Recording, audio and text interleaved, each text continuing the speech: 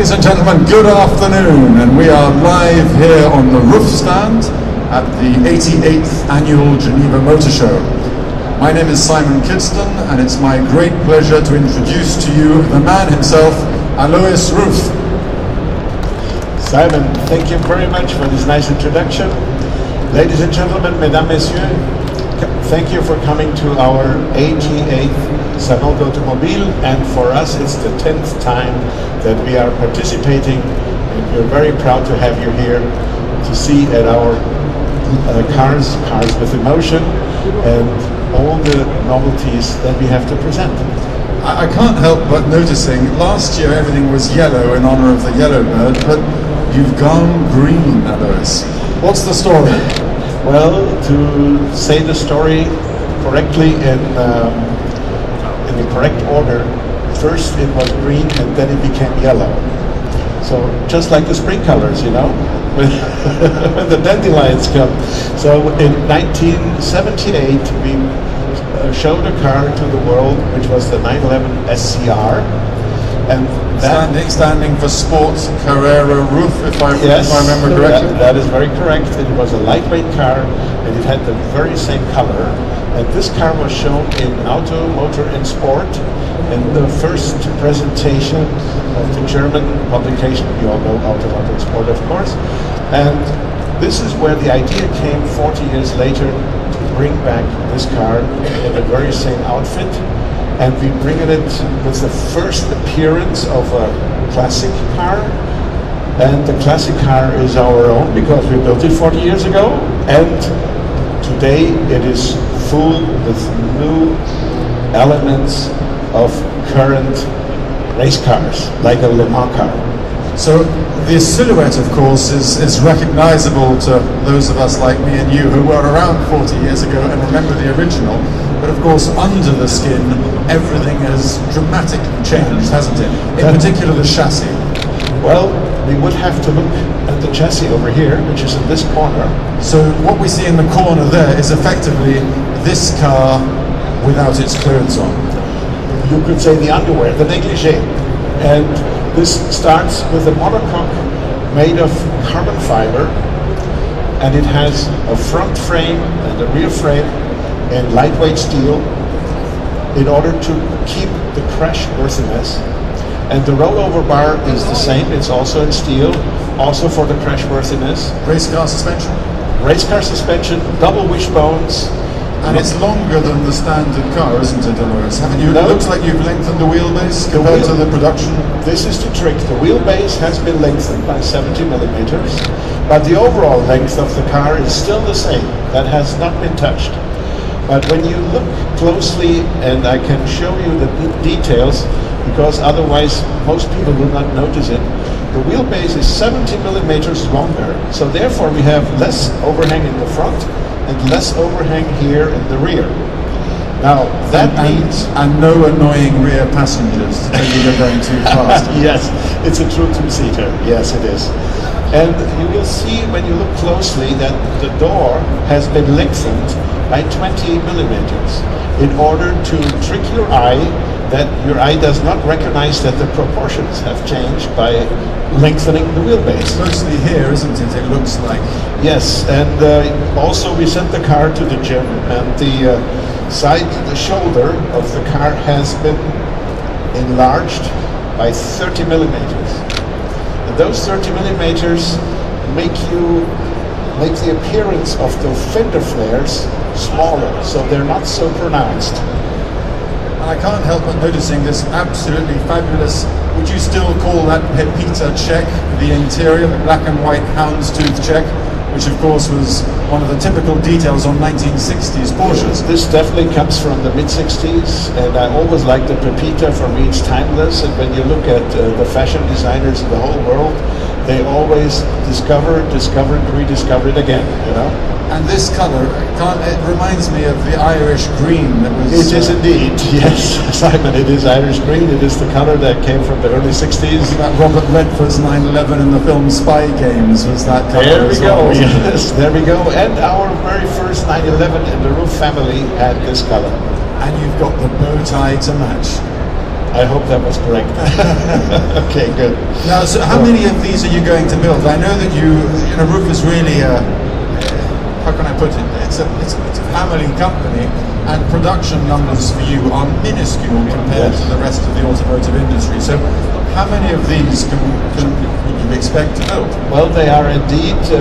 We can only produce 15 per year, and the first year when we start producing this car will be in the year 2020.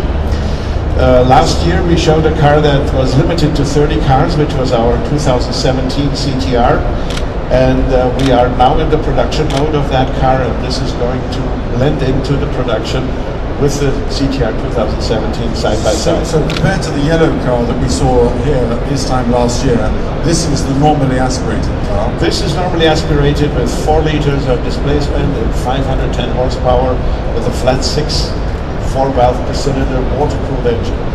Now, if I can ask you a very subjective and personal question, and it's always difficult to ask a manufacturer, does he prefer the latest car or last year's car, but to you as an enthusiast, which represents more the RUF DNA, the turbocharged or the normally aspirated engine? Before we went turbocharged, this was the optimum what we had. But you cannot say one is better than the other, because this is how you feel, you know?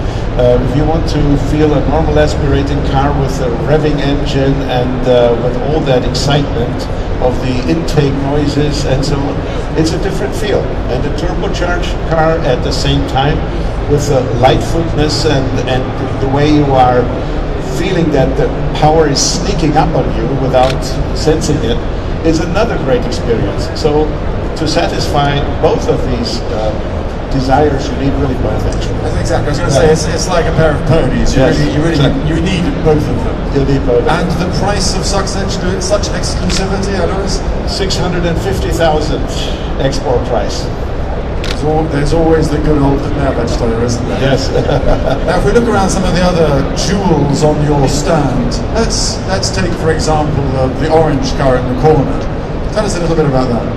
The orange car in the corner was here already 2 years ago in 2016, and it was the first prototype where we experimented with the extended wheelbase. When you look closely, you see the extended wheelbase, but all those fine tweaks like lengthening the door and so on, those were not happening at that time.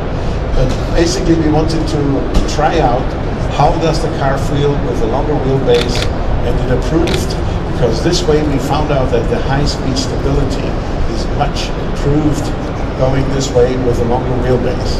And that's already the carbon fiber chassis? Or no, that specific car had carbon fiber parts, all the movable parts like the doors, front bonnet and the front fender.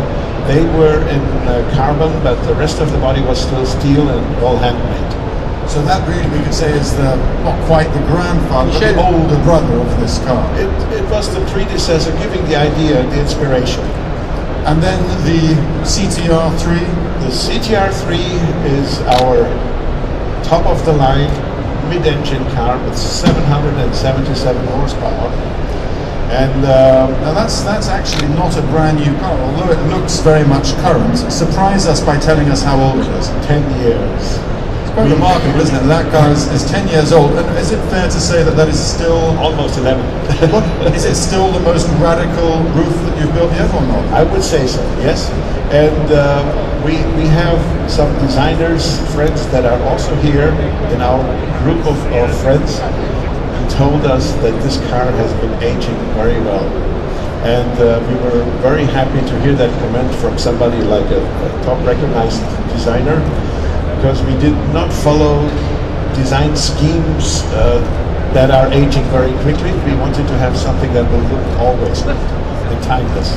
And this is why we came up with those very, very beautiful round shapes. And we have the clamshell to open up, which is an experience by itself when you see all the technical details in the car, in the back of the car. Just don't ask about rear visibility. Rear visibility is you don't need it. What's behind doesn't matter. Isn't that the Italian school of driving? That's actually the best way. That's the best way. But It's an absolute work of art with the rear engine cover open. It's like a Le Mans prototype in the pits, but with rather better quality of finishing. yes, and when you sit in the car and you drive and you see this low windscreen, it makes you feel like you're in a Le Mans prototype. That is very true. And 29 of those built or to be built? No, to be built, and we have 2 more to build.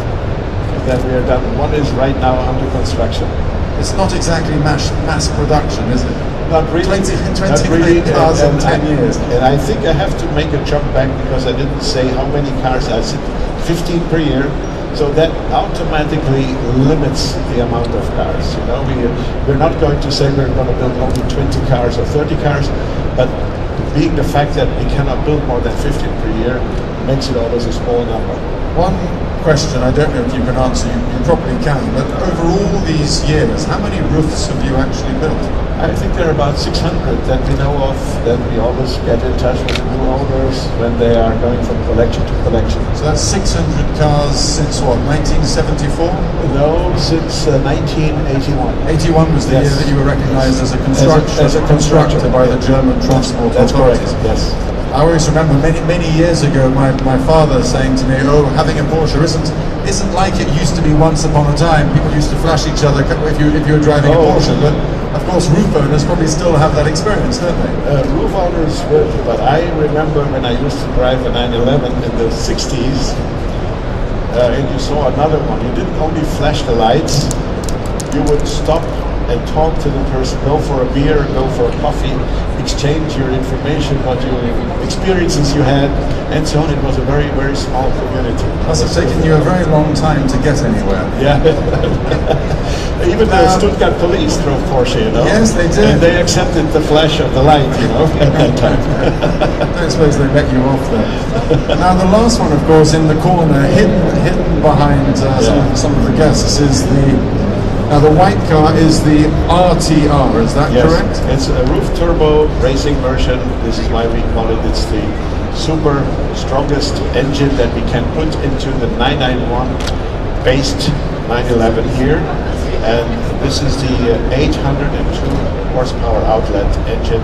I like those 2 horsepower. I'm sure they make all the difference. They make the big difference, of course. I notice, how does this car fit into the roof hierarchy? So this is the most powerful car that you build, along with this, I believe, they have the same power output, is that right? This represents basically the new era, what is the present today of these cars as far as technology with all the automatic things and help, which is put in combination, except it has a manual gearbox.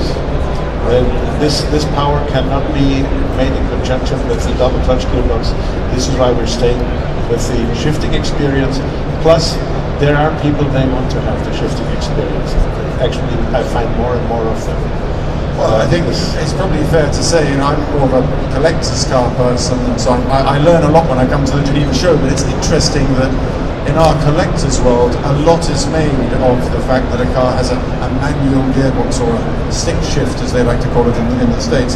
And it's interesting that I think the 911R had that. Now other models are coming up with that as well. So there is this retro tendency where people appreciate that it's not just about efficiency and going fast. It's actually about savoring the driving and feeling part of it. Yes. You get that, don't you? Yeah, it's about the experience. I mean, if you want to make the mathematics, what is shifting better, it is definitely the double clutch gearbox.